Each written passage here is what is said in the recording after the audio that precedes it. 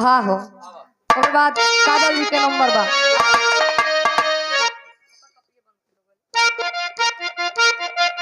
हाँ भैया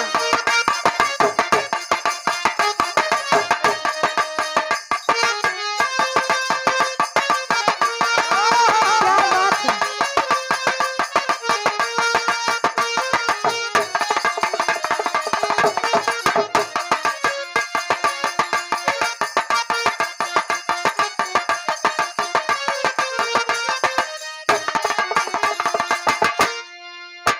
बड़ी बढ़िया गीत के संकेत करत है। दुल्हिया अपने दुल्हावा से कहे बारे पहले के शौक श्रृंगार आज वाले ने कहे कुछ समझी नहीं आवत बा। ए दुल्हिया कहत बा का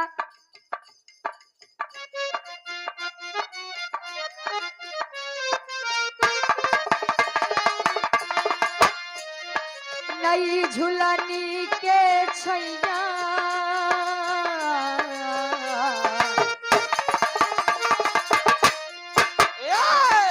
नई झुलनी के छैया बोलो मधुकहरिया बिताइला हो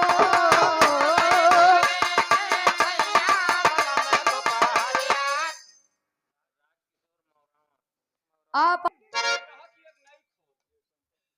देखा जे बिरात देखे आए रहन हो गए सुने जे आए रहन सब बैठा है तो तनी सुना आप लोग बिराह में एक नई खोजबा कभी की खोज है।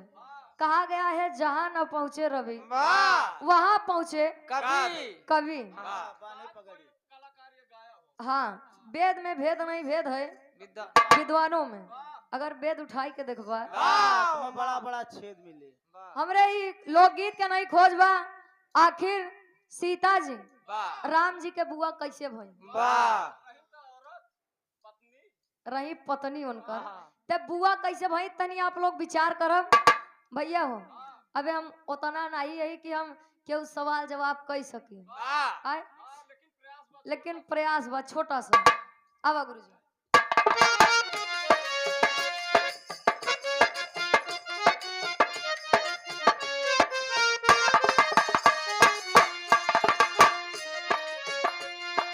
राजा यज की सुनिए कहानी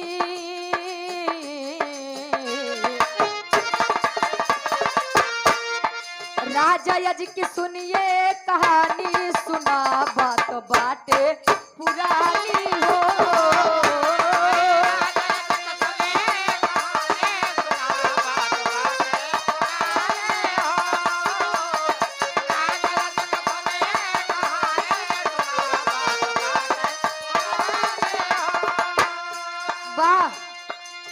राजा यज की सुनिए कहानी बात बाटे पुरानी। राजा यज रहेन के तनी आप लोग विचार करब। लोग कलाकार गावत हैं कि रावण जी के दामाद राम जी रहे आए भैया सीता उनकर बिटिया रहे गावत है लोग लेकिन कहानी तनी हट के बा। राजा यज अयोध्या नगरी के राजा थे उनके जैसा परमात्मा धर्मवीर न्याय प्रिय क्यों नहीं बा। हर एक चीज भरा बा लेकिन कमी एक चीज के बा और कमी कौन बा आवा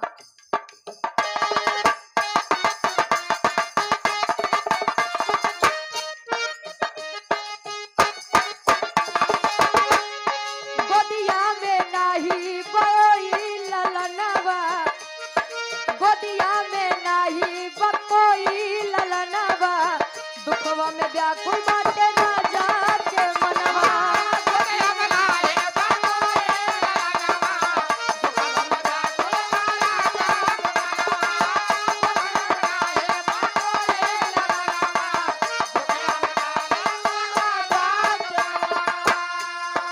ताना मारे सारी राजधानी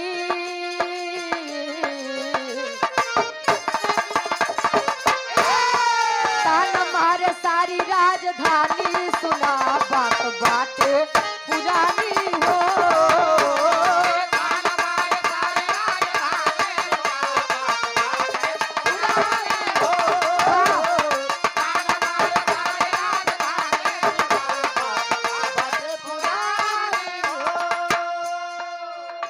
गोदिया में नाही बा ये कहूँ ललनवा, वाह तो चिंता में व्याकुल भा राजा के मनवा। वाह ताना मारे सारी राजधानी, सुना बात बाटे पुरानी हो। देखिए इस संसार में सबसे बड़ा सुख संतान सुख होता है। हाँ। संतान सुख बा तो सब बा, लेकिन अगर उ नाही बा। हाँ कुछ ना राजा अज जी हाँ जब केहू से मिले तो लोग बड़े प्रेम से सम्मान से आदर दें, वाह इज्जत दें, हाँ लेकिन आज जाता ही मान। हाँ अरे यार आज के कर मुंह देख ले सवेरे सवेरे, पता नहीं आज भोजन जल मिले कि न मिले। राजा आज जी जब ये बात सुनते हैं, गलती से राजा आज जी जब इतनी बात सुनते हैं तो उनको बड़ी तकलीफ होती है कि सामने लोग इतना सम्मान देते हैं और पीठ पीछे ऐसा बोलत। बहुत दुख भवा। अपने बाग में आते हैं, वहीं एक सरोवर है और सरोवर में एक कमल खिला बा। राजा आज जी जब देखे तब मन आई, मन बड़ा चंचल होता है। कोनो चीज अगर देख ले अच्छा लाग गया तब बहुत जल्दी लुभाई जाता। जैसे खीरा उरा भा। कवि जी लिखा था इनका,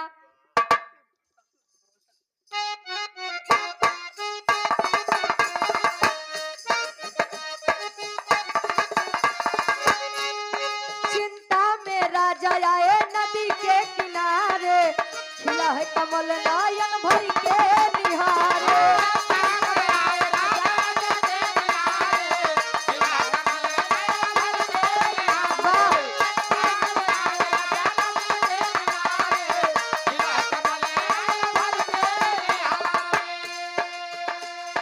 फूल तोड़े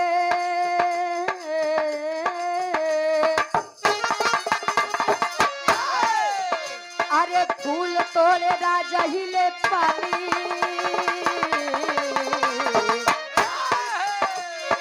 फूल तोड़े राजा हिले पानी, सुना बात बाटे पुरानी हो।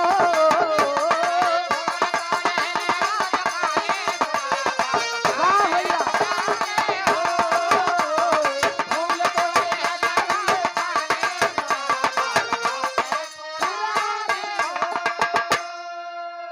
चिंता में राजा आए नदी के किनारे, जब बाग में पहुंचे सरोवर के किनारे देखे न एकदम मस्त कमल का फूल बड़ा सा खिल रहा है।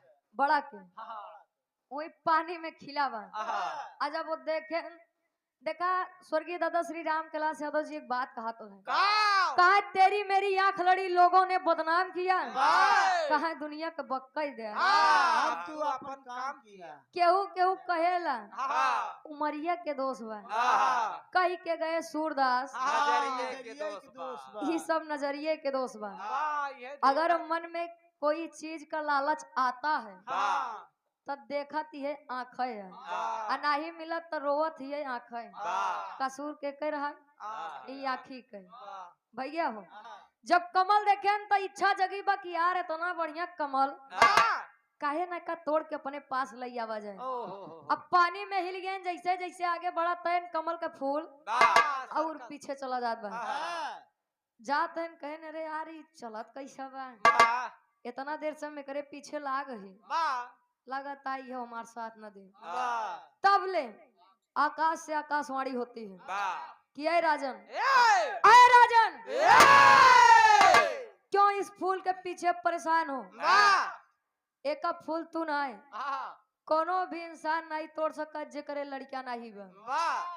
कहीं तब कहीं काम करा, हमार माना तो जाय के पूजा आराधना वंदना करा भगवान भोलेनाथ के। हो सकत है प्रसन्न हो तो कोनो लड़के दे दे, आयन तपस्या करे लगे। भगवान भोलेनाथ प्रसन्न भयन भेजन के का कवि जी लिखत है,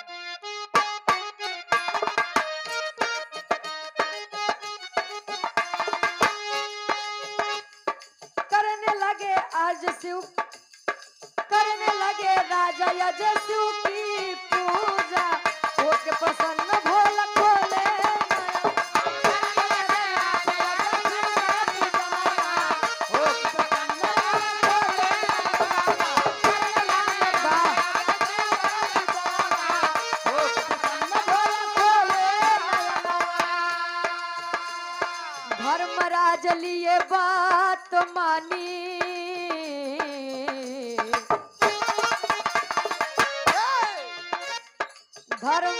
लिए बात मानी सुना बात बाटे पुरानी हो।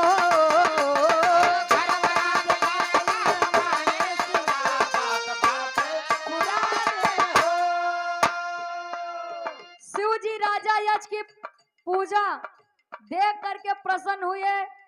धर्मराज जी को आज्ञा दिए कि आप जाइए। धर्मराज जी अपने धर्म पत्नी जी के साथ हैं अयोध्या नगरी में। वहीं सरयू नदी के किनारे कुटी बनाई के रहा लगे दोनों प्राणी। कुटी बनाई के जब रहा लगे धर्मराज जी सोचन कि आज जाई राजा आज के नगरी में कुछ मिलत है कि नहीं मिलत।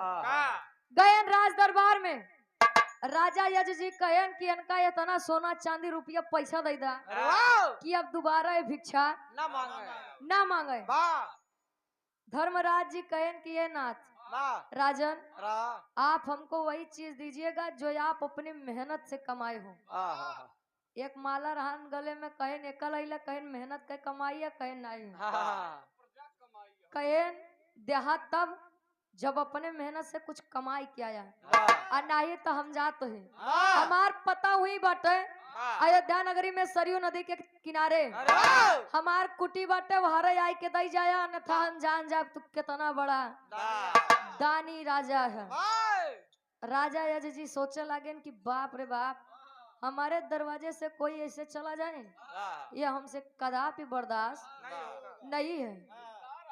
आधी रात भर राजा अज जी करें का गीत आगे कवि जी संकेत करत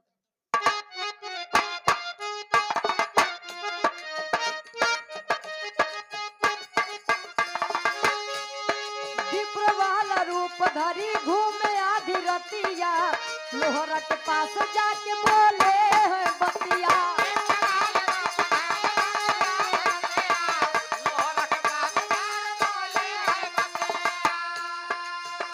अरे दुखवा से बाटे परेशानी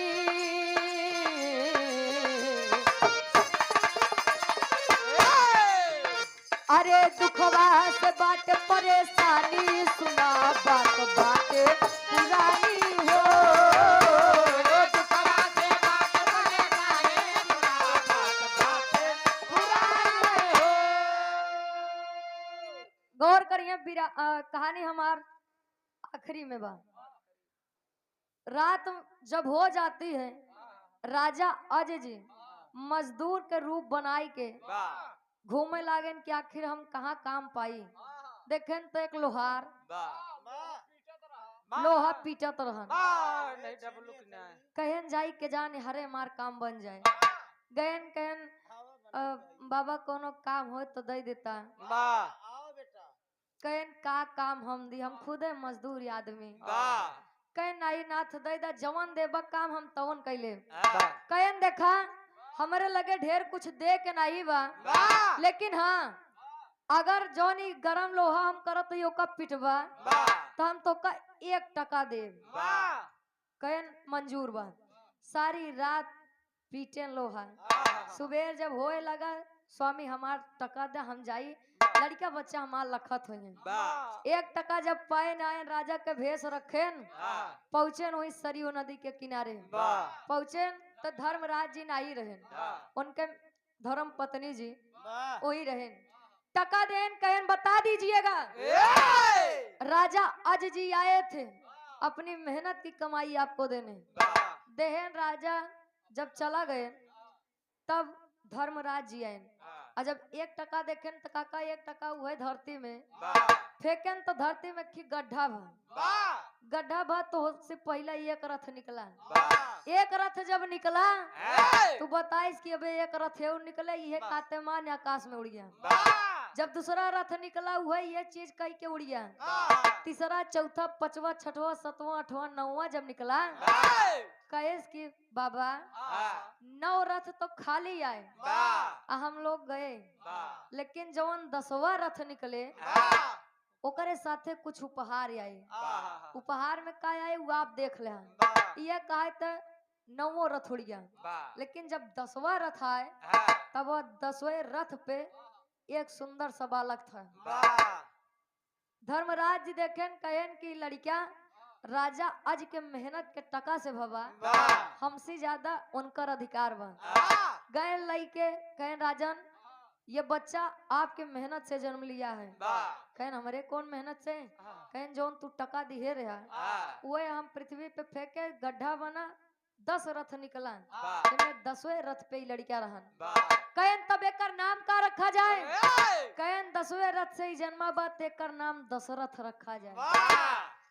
अब ध्यान दिए आप लोग, पृथ्वी से राजा दशरथ जी जन्म ले। अब अयोध्या के बात यहाँ ही छोड़ दो भैया, और कहूँ कहाँ चलवा? जनकपुर में। जनकपुर में आप लोग जाना था जब सूखा अकाल पड़ा रहा, ऋषि मुनि उनको उपाय बताए थे कि रात में नग्न अवस्था में आप लोग अगर हल चलाएंगे तो हो सकता है इंद्रदेव प्रसन्न होए और बरसात हो और जनकपुर फिर से पहले जैसा हरा भरा। जब हल चलावत रहे तो आप लोग जाना था घड़ा से जब टकरान हल तो लड़कियां निकला, एक कन्या सुंदर कन्या निकली। और आप लोग जाना था उमाई सीता जी रही। तनी सा विचार करब कि अगर एक महतारी के 2 लड़कियां हुई हैं और लड़की और लड़का हुई हैं तो उनके संबंध का बने? भाई और बहन वाला रिश्ता बने। बने कि न बने?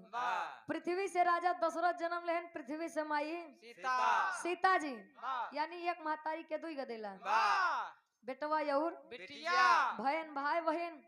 और राजा दशरथ के बेटवा रहे ने राम जी, और राम जी के विवाह सीता जी के साथे भन। तब भाई सीता जी राम जी के बुआ भाई कि नहीं भाई? तब से लोग बतावत थे कि लोग अपने बुआ से मजाक करे चालू कर दे। यहाँ के लोग मजाक करत हैं कि नहीं बुआ से? आप लोग करत हो न करत हो, हमारे ओरी बड़ा चलत है भैया। आखिरी में कवि जी दर्शावत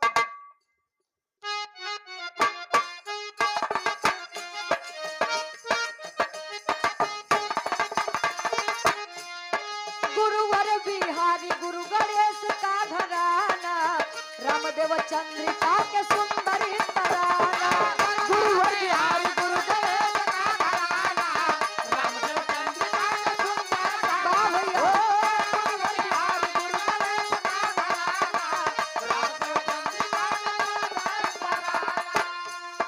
रुचि आकाश के नदानी,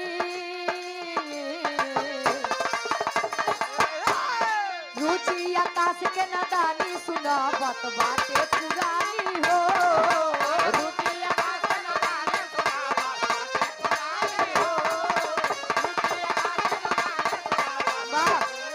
बात बातें